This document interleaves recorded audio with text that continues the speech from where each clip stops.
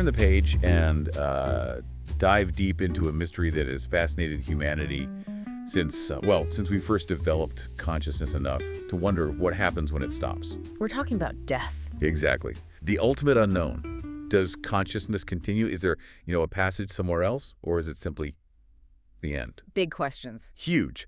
And today, we're not here to provide the answers to that profound question.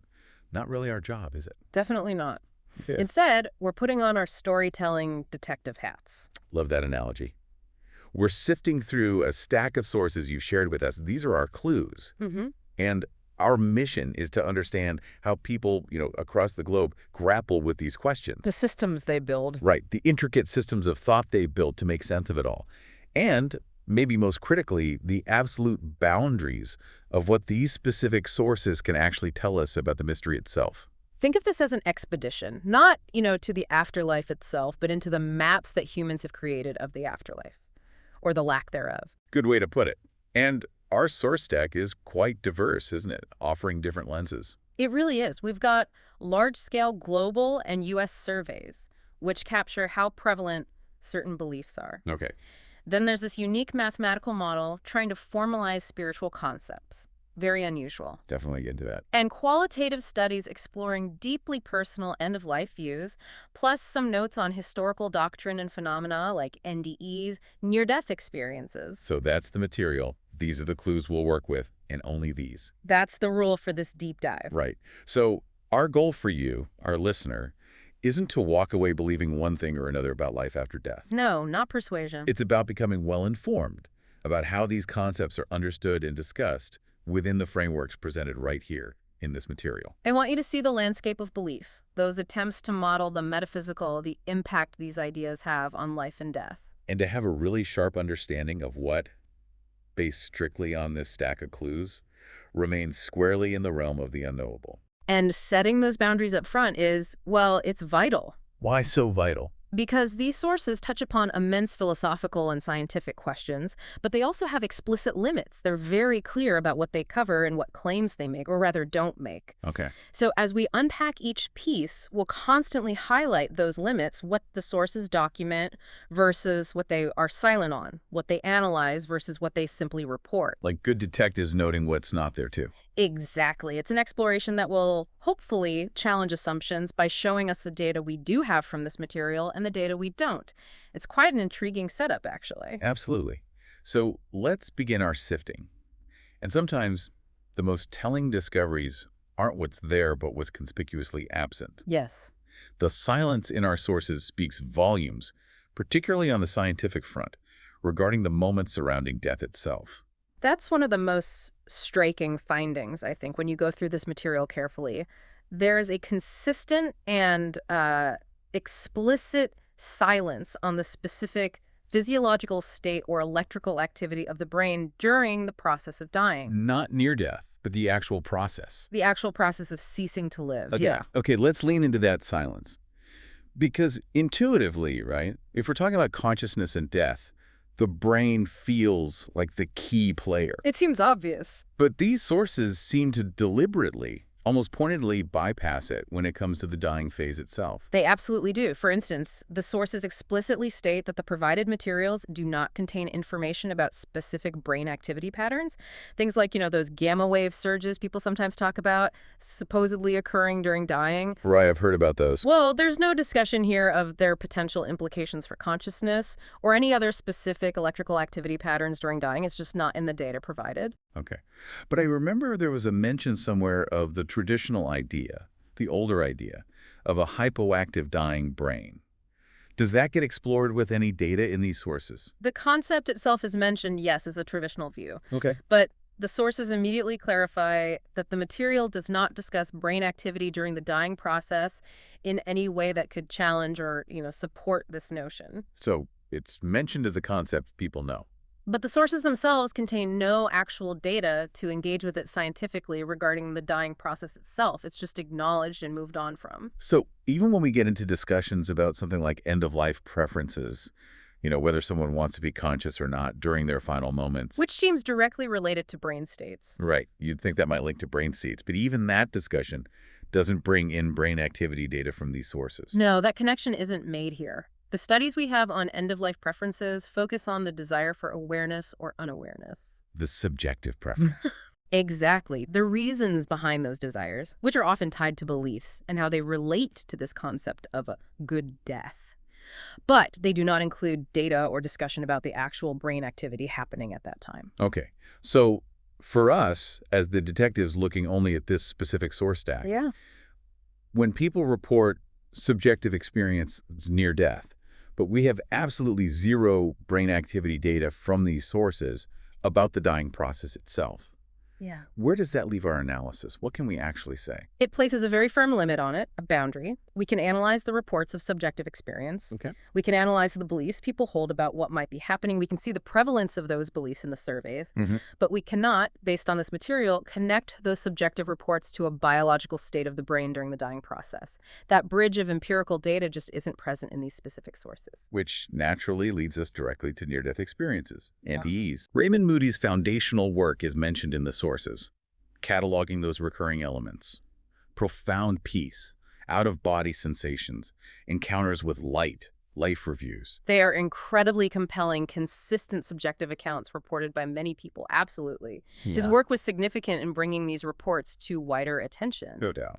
However, the sources discussing his work are quick to note the criticism. Ah, okay. What criticisms? Specifically, that his evidence was largely anecdotal, and, crucially for our discussion right now, it lacked detailed neurological correlates. So the sources themselves actually highlight this gap. They tell us about the NDE reports and the lack of corresponding brain data in that original research. Precisely. The material presents NDEs as a phenomenon of reported subjective experience and, cultural belief. It documents the common elements people report, yes, but it also notes the criticisms about the absence of neurological data connecting these experiences definitively to the biological near-death state. And it's worth noting, isn't it, that belief in NDEs, often interpreted as the spirit leaving the body, is actually quite common globally, according to the surveys included here. Yes, the surveys show it's a widely held belief across many different cultures. But, let me guess. But, consistent with the pattern we're seeing, the sources that document this widespread belief do not link it to underlying biological mechanisms or specific brain patterns. The belief is reported, the neurology isn't discussed in relation. Okay, so here's a point where we can maybe challenge an assumption based strictly on how these sources present the information.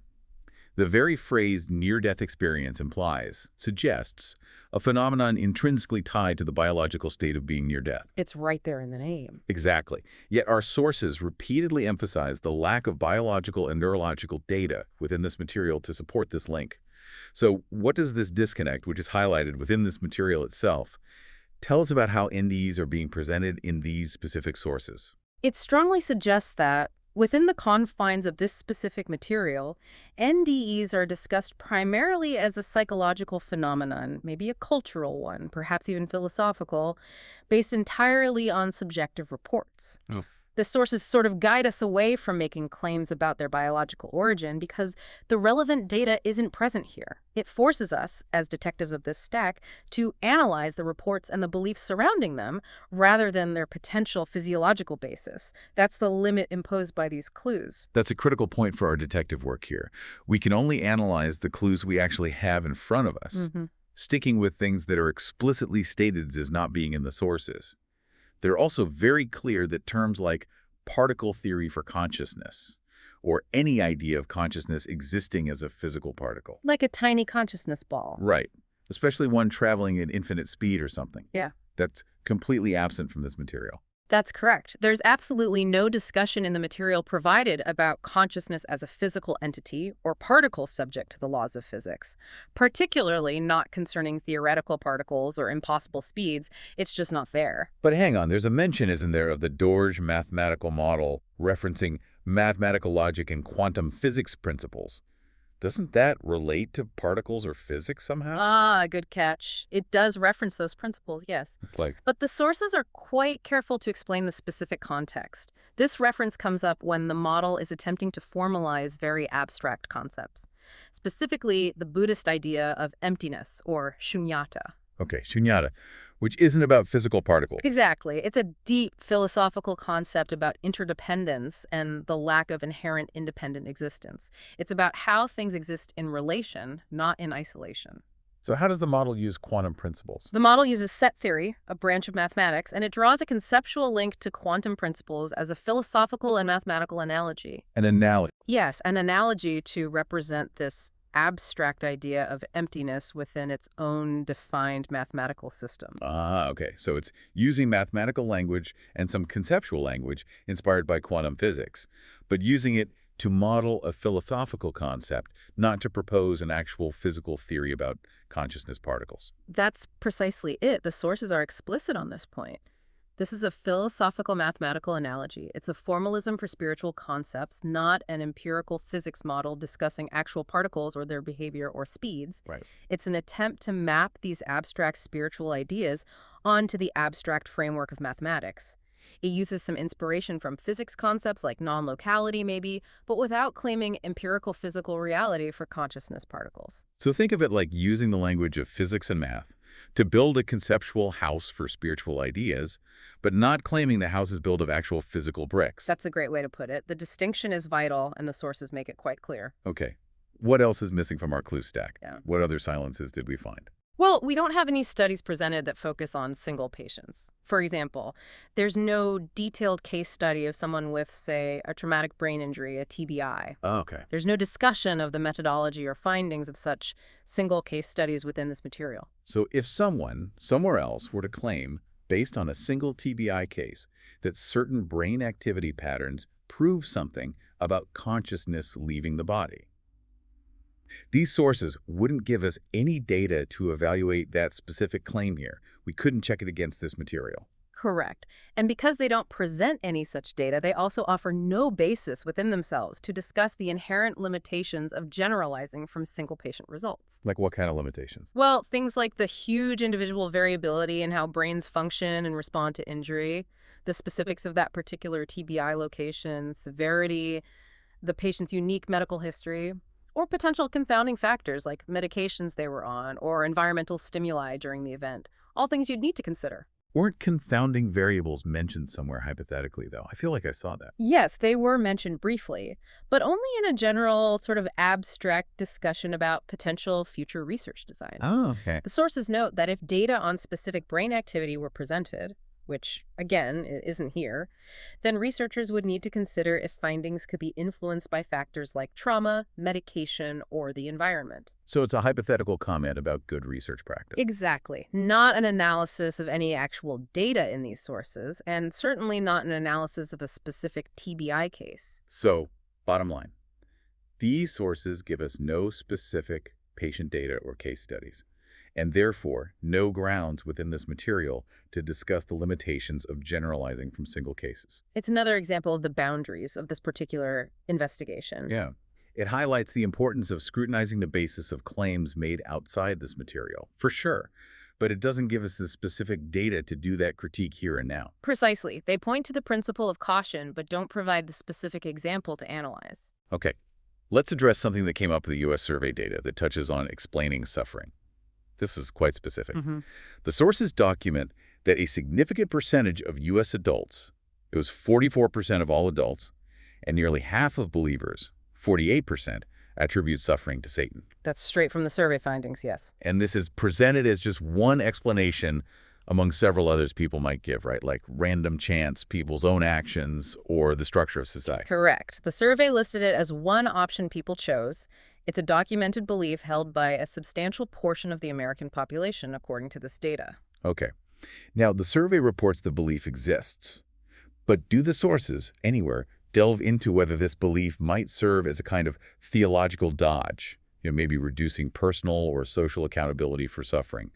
Does it analyze the function of that belief? No. The sources explicitly state they do not discuss whether this belief functions as a theological dodge or analyze its potential impact on personal or social accountability. So no analysis of implications. None whatsoever in the provided material. They simply present it as a reported finding from the survey data. Full stop. Okay. So, as objective detectives of this material, we're reporting that this statistic is present in the sources as one documented explanation for suffering among Americans. But we cannot, based on this material, analyze its implications for accountability or, judge its validity or function. We just note that the sources report the belief, but do not analyze why people hold it in terms of its function as a dodge or its impact on behavior. That maintains impartiality and stays strictly within the explicit boundaries set by the sources themselves. It reports the what from the survey, not a why or so what that isn't there. Got it. Let's look at demographic patterns now. The sources meticulously document that women are more likely than men to hold certain spiritual beliefs and engage in religious activities. Though there are variations, right, depending on region and religion. Yes, the patterns are quite detailed in the surveys. For example, women consistently report praying daily more often than men in most countries surveyed. They attend religious services more frequently in general, although, interestingly, this trend is reversed in Muslim-majority countries and Israel, where men attend more. Huh, interesting exception. It is. Women also show higher belief rates in things like spirits in nature, ancestral spirits, reincarnation, specifically in the U.S. data, fate, also U.S. data, the possibility of answered prayer, NDEs, U.S., heaven and hell, U.S., and generally rating religion as important in their lives. So quite a consistent pattern across many different types of belief and practice. Largely, yes, with those regional nuances. And what about age? The sources show that younger adults, while maybe less likely to adhere to traditional religious practices like regular church attendance, Right, less institutionally religious, maybe. they're often equally or even more likely to hold certain non-traditional spiritual beliefs, like belief in the spirits or reincarnation. That's another clear pattern from the surveys. Younger adults, often defined as 18-29 or similar ranges, they tend to be less likely to say religion is very important in their lives, less likely to believe in God, as described by their specific religion, and they attend services less regularly. However, they often show comparable or even higher rates of belief in things like spirits and animals or nature or reincarnation. That's fascinating detail from the surveys. It gives us a really clear picture of who tends to hold which beliefs, demographically speaking. The what and who. But do the sources provide any analysis or explanations for why we see these consistent gender and age differences in belief and practice? Are there sociological theories presented? Psychological ones? No, this is another key silence.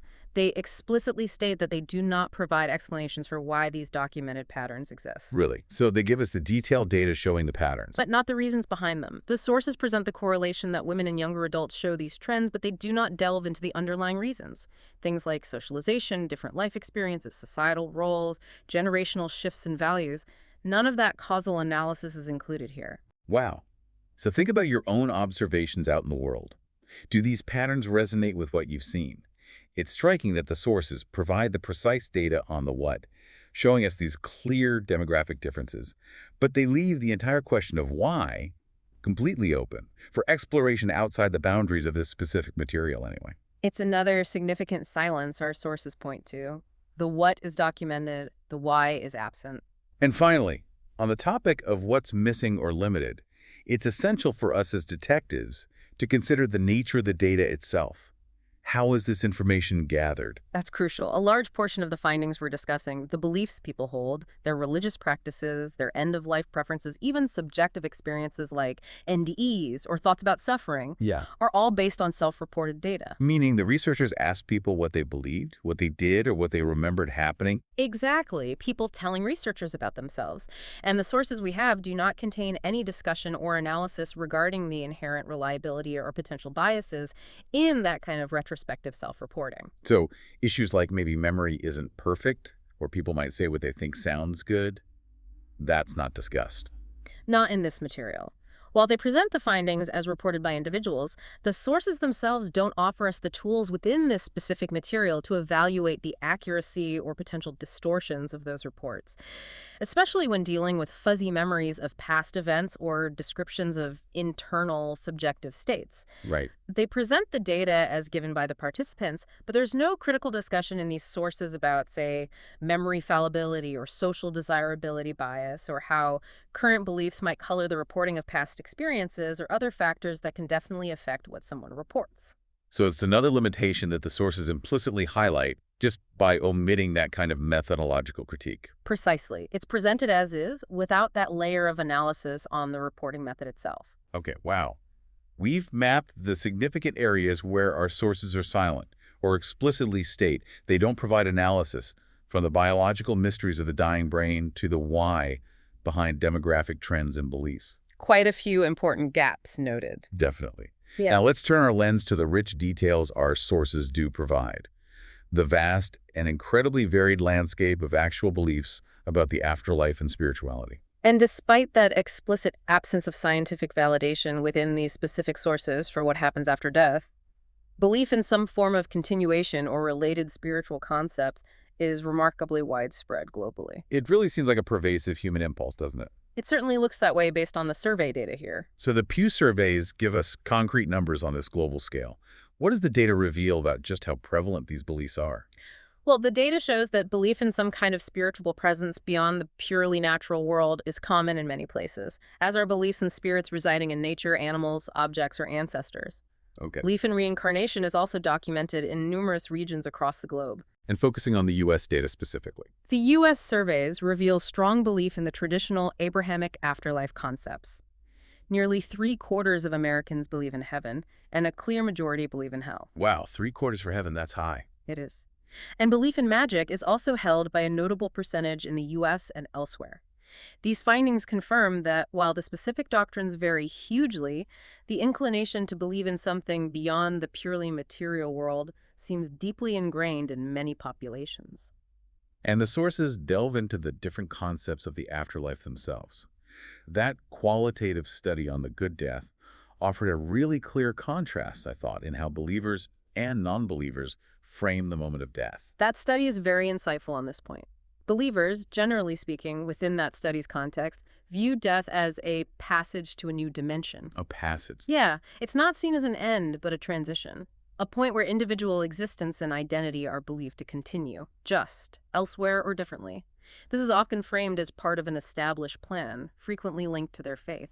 The sense of I persists. And for non-believers in that study, the perspective is fundamentally different. Fundamentally, for them, death is understood as the definitive end of the individual. Full stop. The end of me. Exactly. It signifies the complete and irreversible loss of personal identity and consciousness.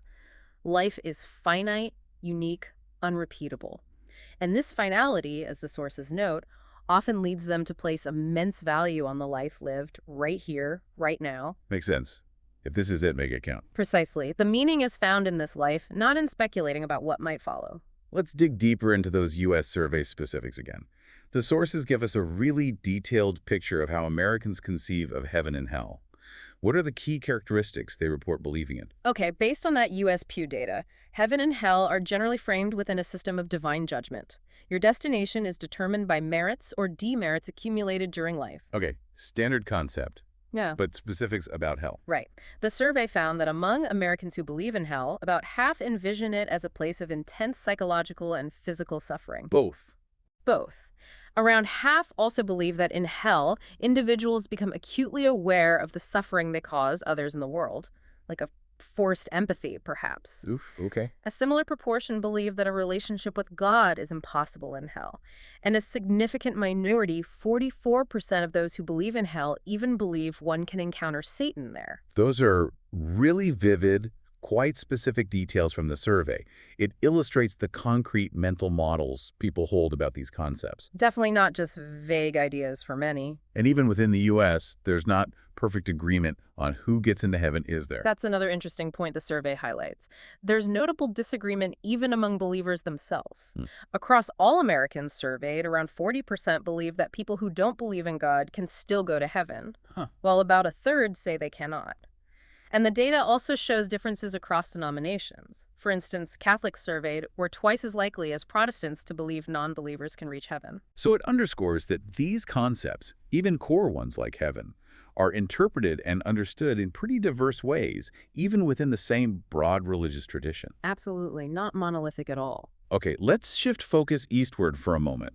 The sources also touch on the concepts of karma and reincarnation, particularly as they form the basis for that mathematical model we'll discuss later. Yes, these sources describe the system of karma and reincarnation, drawing largely from Buddhist philosophy here, as one of deterministic causality. Deterministic causality, meaning In this framework, one's actions and the state of consciousness in the current life directly determine the destination in the cycle of rebirth, which is called samsara. So cause and effect across lifetimes. Exactly. And this cycle encompasses different potential realms, higher ones like humans or various heavenly beings, and lower ones like animals or hellish beings. And how does one influence their destination? The path to a higher rebirth is framed as being driven by accumulating positive karma through good deeds, ethical conduct, and advancing one's conscious development, like through meditation and wisdom.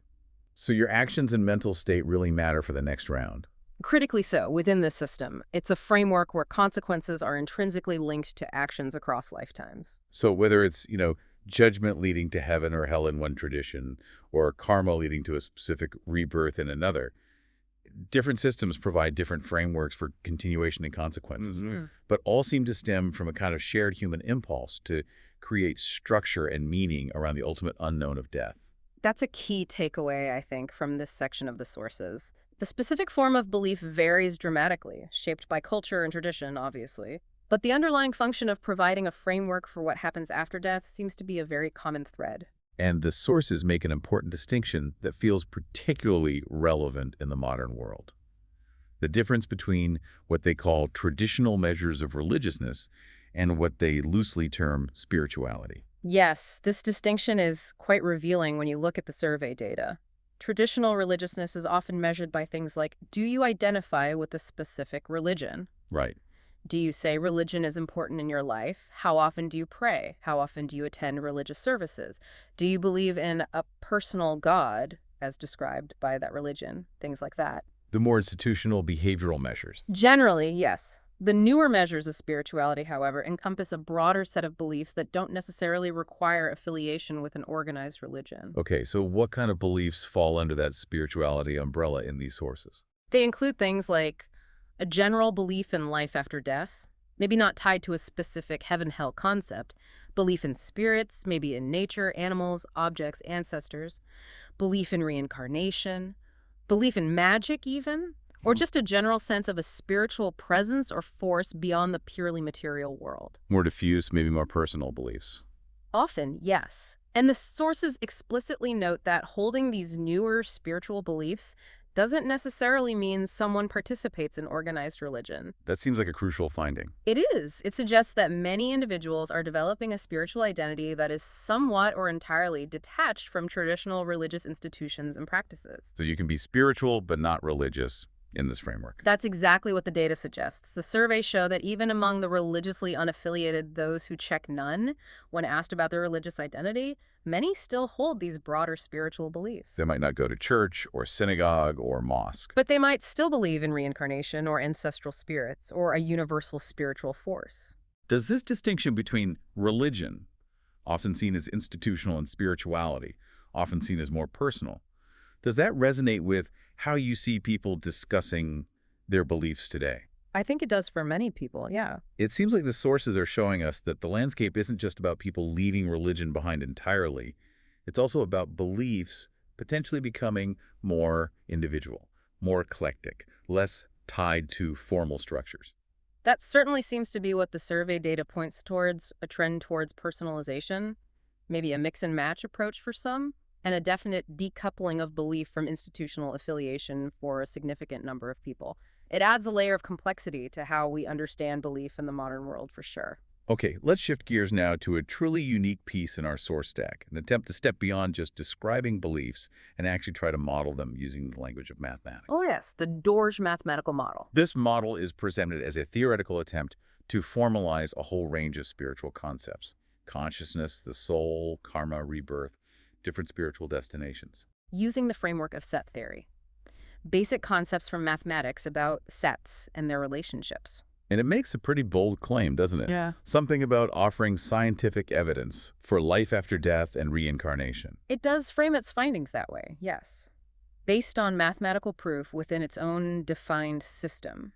It's important to stress that within the rules it sets up for itself. It uses mathematical operations to represent transitions and states that mirror traditional spiritual concepts. All right, let's try to understand the core mechanics of this model, based on what the sources tell us, without getting totally lost in complex math notation. How does it represent death and rebirth mathematically? Okay, so the model represents a living creature as a combination of body and mind, and it maps these concepts, body and mind, to mathematical That's sets. like collections of things. Exactly. Then death is conceptualized as the separation of the body set and the mind set. Mathematically, this is modeled using set operations like complementation and subtraction. The goal is to isolate what the model calls the soul mindset, So you start with a combined set. representing the living being, body, and mind together. Then you mathematically remove the body set to see what remains, which the model defines as the mind-soul set. Okay, separation of body and mind using math. Got it. And rebirth, how is that modeled? Rebirth, or reincarnation, is then modeled as a transfer. This is represented by the mathematical operation of taking that soul mindset that was separated at death. The remainder. The remainder, yes. And combining it mathematically, taking the union with the body mindset of another creature, whether that's a human, an animal, or some other entity within the model's defined realms of existence. So the disembodied soul mindset is effectively added to or joins with a new body mindset. That's the core idea of rebirth in the model, union after separation. And what governs where that separated soul mind goes? Is it random in the model or is it determined? Within this model system, it is presented as entirely deterministic. The model central theorem, which it calls the law of consciousness, or sometimes the law of karma, dictates that the rebirth destination of the separated soul mind is deterministically determined by its consciousness level. So the level of consciousness achieved during the previous life dictates the next rebirth, according to the math. Precisely. That's the core engine of the model. And the consciousness level itself is defined based on the specific set relationships and properties of the body and mindsets within the living creature during its life. So how the sets relate defines the level. Exactly. Higher consciousness levels, which the model associates with specific set configurations that it links to things like performing good deeds or achieving spiritual development, result in rebirth in higher realms. What are these higher realms in the model? These include classifications like ordinary humans, various types of heavenly animals, or even transferring to what it calls a spiritual place, which the model explicitly equates with God's place, or the state of Buddha, for the most developed state of consciousness. And lower consciousness levels presumably lead to less desirable destinations. Yes. Lower consciousness levels, based on different set configurations in the model, are presented as leading to rebirth in lower realms, such as beasts or hellish animals, which the model equates with the concept of hell. So the model essentially creates a kind of mathematical hierarchy of beings and destinations linked directly to these calculated consciousness levels. That's a very good summary. It's a tiered system based on set properties. The sources even detail specific classifications for different human and animal types based on these set relationships. It gets quite granular, doesn't it? It really does. Yeah. The model defines categories based on things like the intersection of the body and mindsets mathematically written as BM, and how those sets relate to each other in terms of ownership or inclusion. Can you give an example? Sure. Ordinary humans are defined by a specific set intersection, BAMM33 in its notation, which is interpreted as representing reciprocal ownership between body and mind, the common sense idea of my body and my thoughts. Okay, that makes sense. What about the highest state? The enlightened man, representing the highest spiritual state in the model, is defined by the empty set as the intersection of body and mind. So BAMM. The empty set, meaning no intersection. Right. And this is interpreted symbolically by the model's author as representing a state of empty property or independence from body-mind attachment and the suffering associated with it. So the mathematical empty set is being used symbolically here to represent a philosophical state of non-attachment or emptiness. Exactly.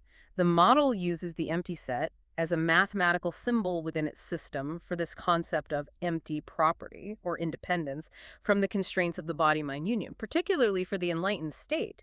It's presented as a mathematical representation of achieving a state free from suffering and attachment. But the sources are careful to point out that this mathematical use of the empty set isn't a literal one-to-one translation of the deep philosophical concept of shunyata or emptiness itself. Yes, they explicitly make that distinction.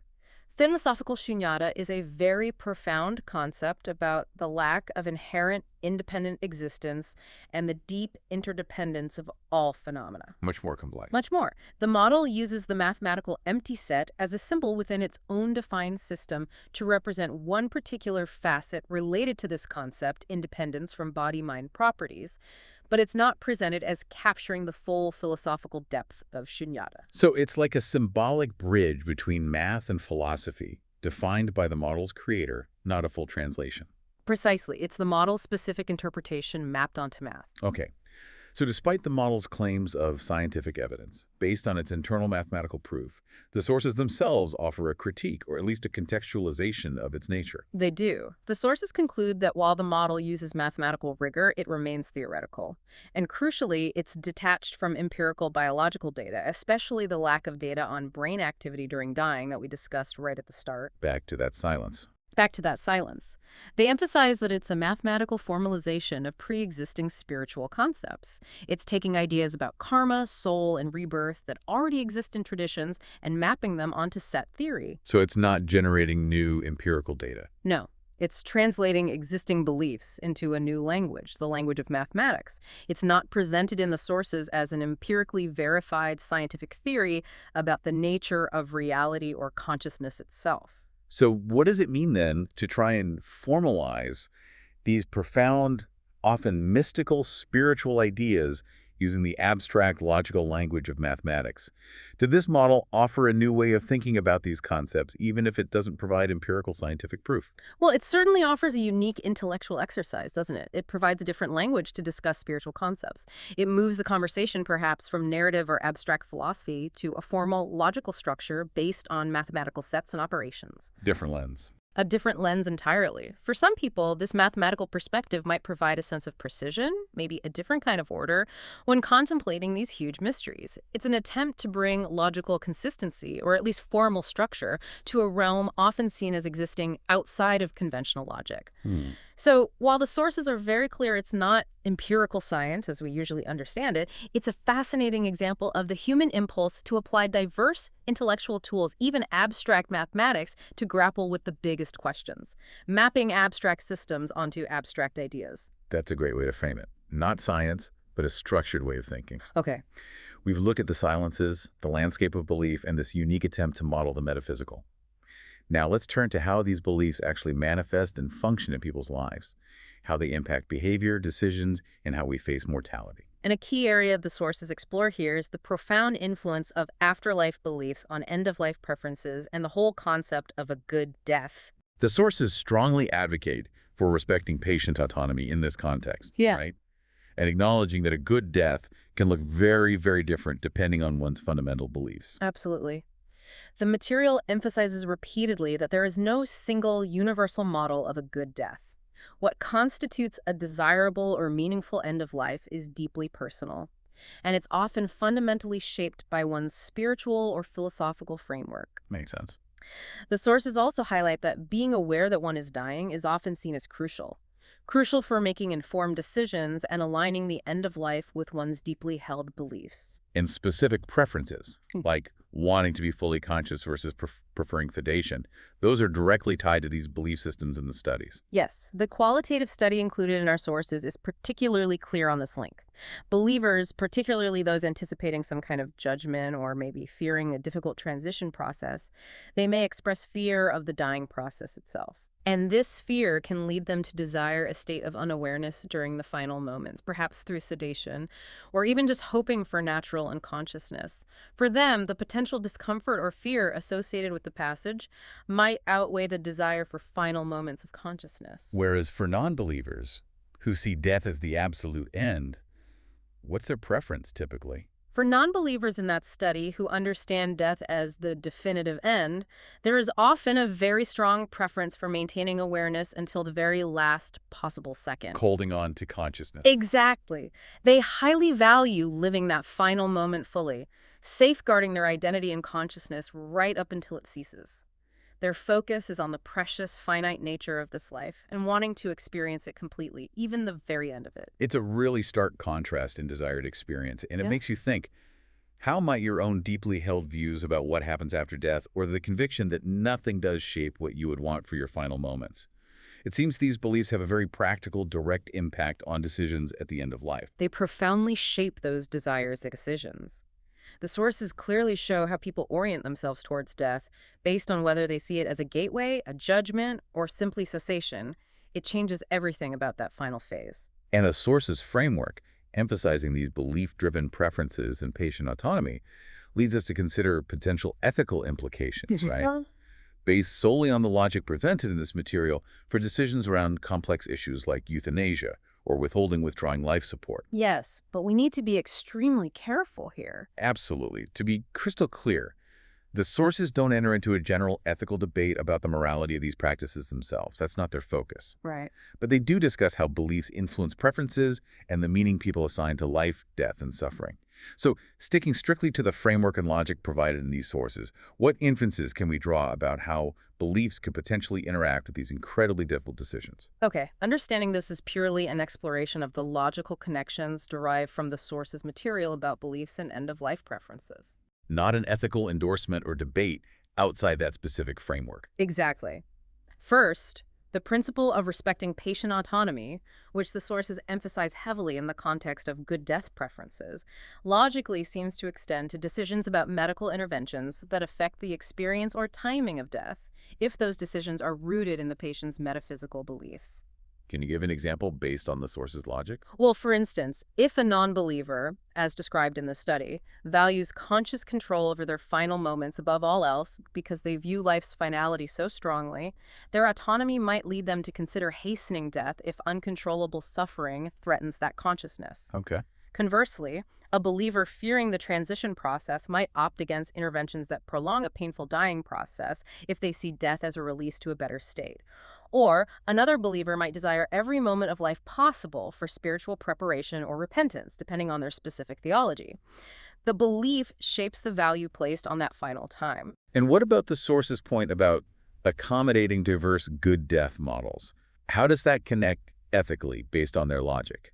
It infers, logically, that decisions about prolonging or hastening death through things like life support or practices like euthanasia, where they are legal options, should ideally be guided by the patient's belief-informed vision of a good death. Not just medical factors alone. Right. It suggests recognizing the existential and spiritual dimensions are potentially as relevant as the purely medical ones in these critical choices, according to the framework presented. So it seems different beliefs inherently place different values on the state of being alive versus the state perceived to be after death or the transition itself. Absolutely. The sources imply this strongly. If one believes in a vastly superior or eternal afterlife, the value placed on continuing a life of intense suffering might understandably be lower compared to the value placed on the transition to that perceived better state. Mm. If death is seen as absolute annihilation, then the finite time of conscious existence is imbued with immense, possibly infinite value, making one want to preserve it at almost any cost. And the karma framework adds another layer. Yes, the karma framework described introduces another dimension. The state of mind and actions at the time of death can influence the next rebirth. This potentially makes the process of dying itself, and choices made within it, like maintaining mindfulness versus seeking sedation, ethically significant within that specific belief system. And finally, the moral frameworks provided by afterlife beliefs, concepts like cosmic justice, judgment, or karma, could influence a person's perspective on ending their life or prolonging it. Right. These frameworks provide structures that link actions in this life to consequences in the next, or in an afterlife state. While the sources don't analyze specific ethical dilemmas like suicide or euthanasia directly, No, they don't. it's inferable from their logic about belief systems that a person's beliefs about judgment or the sanctity of life according to their faith or the karmic implications of, say, ending suffering prematurely might heavily inform their stance on interventions affecting the timing of death. So again, this is purely exploring the logical flow of how the belief systems described in the sources could intersect with these complex decisions, according to the structure the sources provide. Exactly. Not making an ethical claim ourselves, just tracing the implications within the provided material. Okay. Moving beyond the immediate context of dying, the sources also frame these afterlife beliefs as crucial structures for broader morality and for coping with the very fact of mortality throughout life. Yes, they highlight this ongoing functional role quite clearly. Belief systems often provide a framework for cosmic justice and moral guidance. How so? Well, concepts like divine judgment or the law of karma can motivate moral behavior through the expectation of future consequences, whether that's reward in heaven, avoidance of hell, achieving a higher rebirth, or maybe escaping the cycle of rebirth altogether.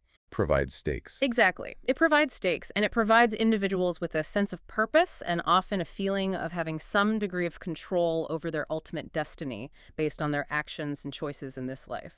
And how do these beliefs help people cope with the inherent fear and anxiety surrounding death. That seems like a major function. It's huge.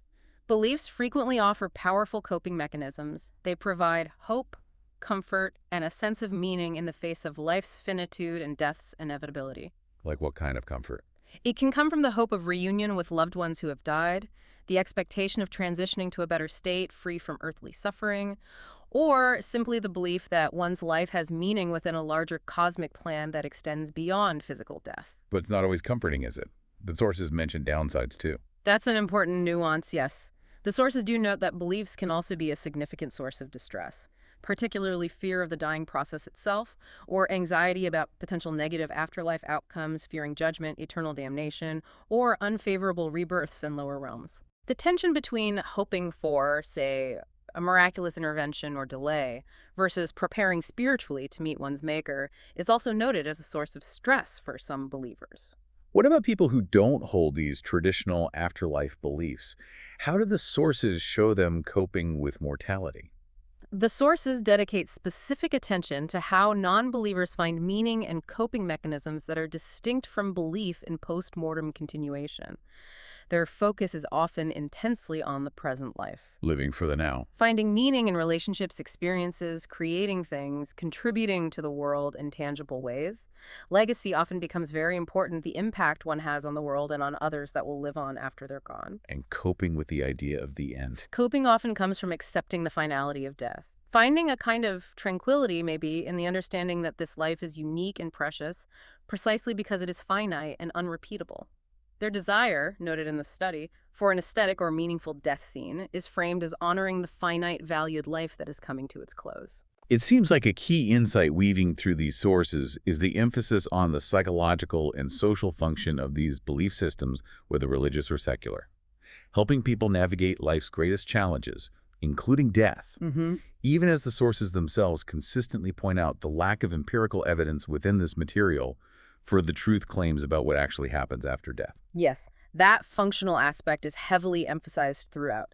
This is partly because the sources discuss critiques of attempts to find empirical scientific proof for afterlife claims. Right. And also because they document that non-believers manage to cope meaningfully without relying on those specific truth claims about continuation.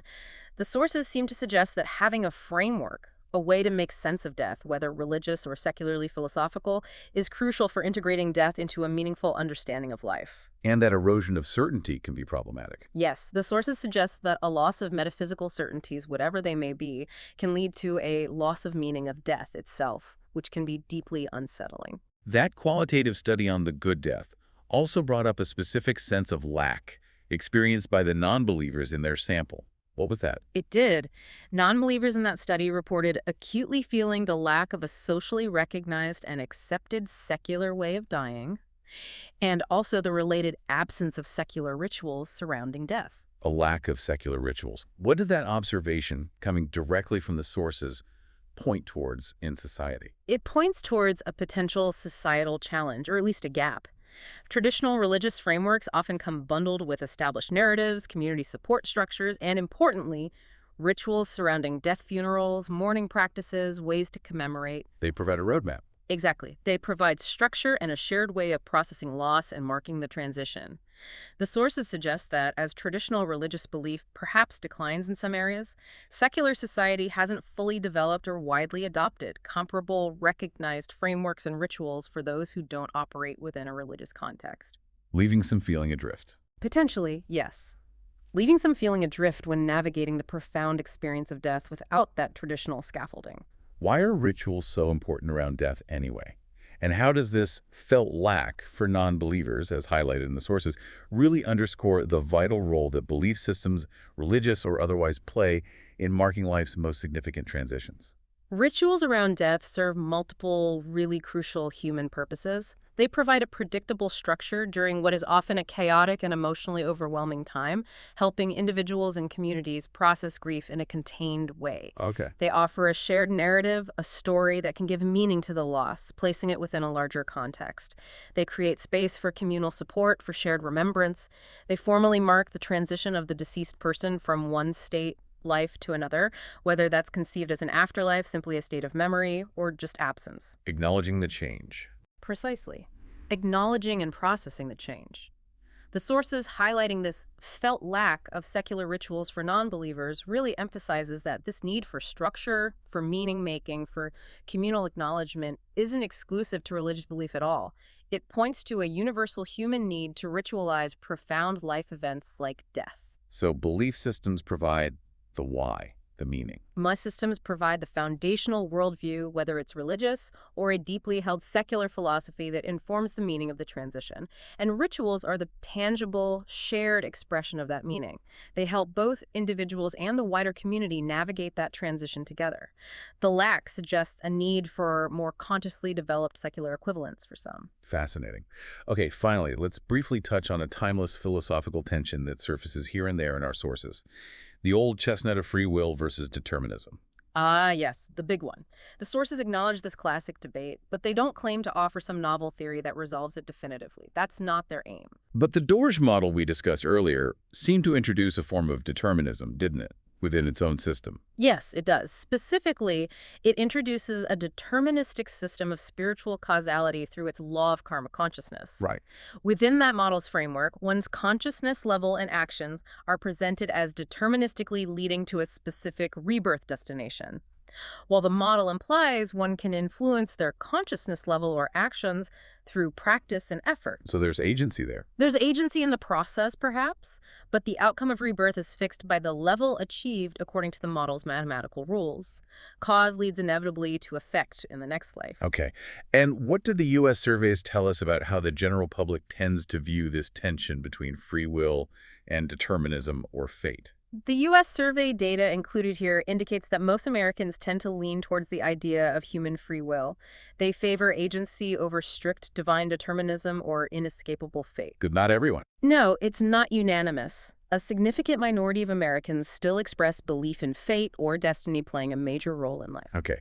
So we have this abstract mathematical model presenting a deterministic spiritual system, contrasting with survey data showing a general public inclination towards free will, at least in the U.S. Exactly. And the qualitative insights from the Good Death study add another layer.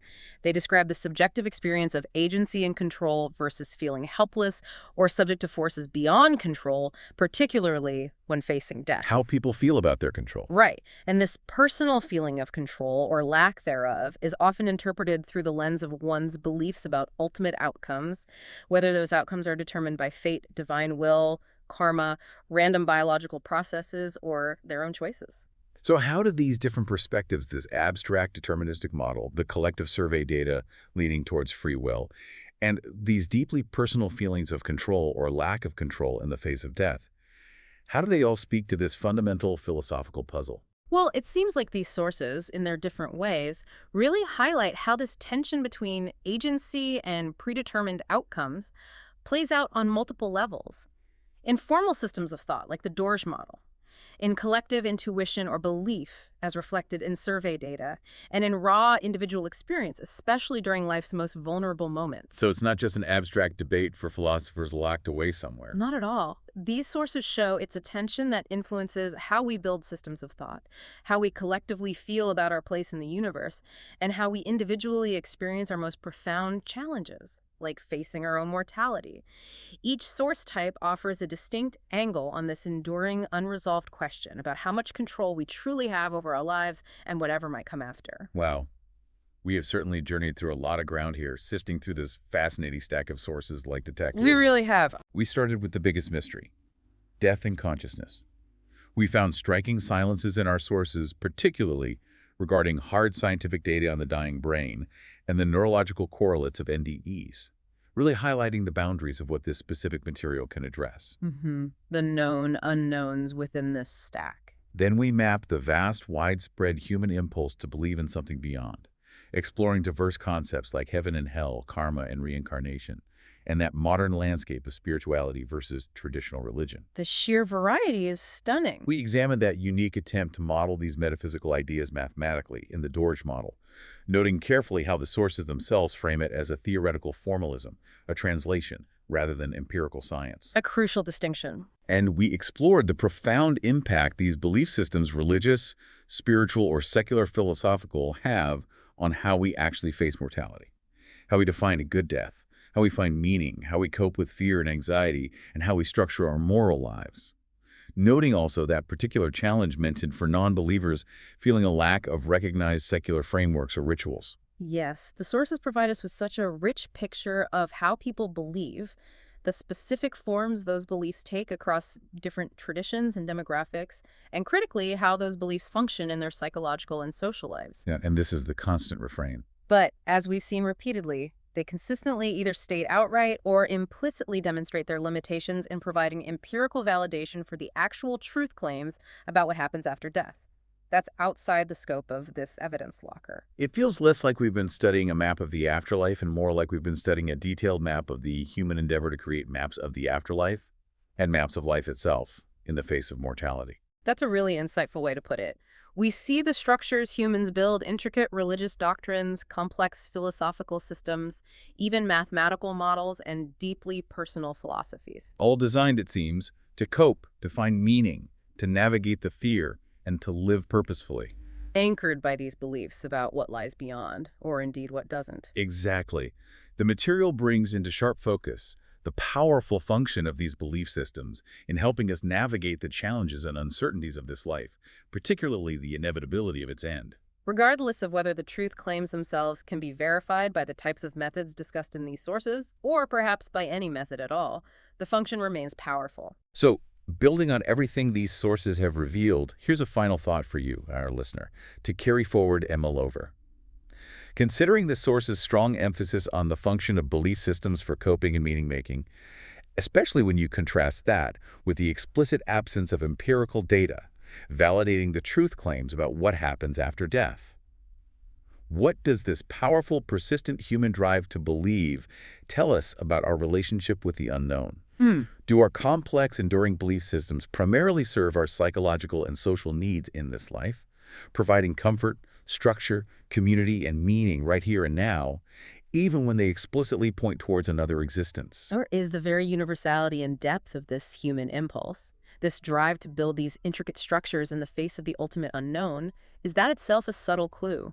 Something pointing towards a reality that science, at least as presented in these sources, simply isn't equipped to measure or explain. It's a question these sources leave wide open, isn't it? Completely open. And something for you to keep exploring.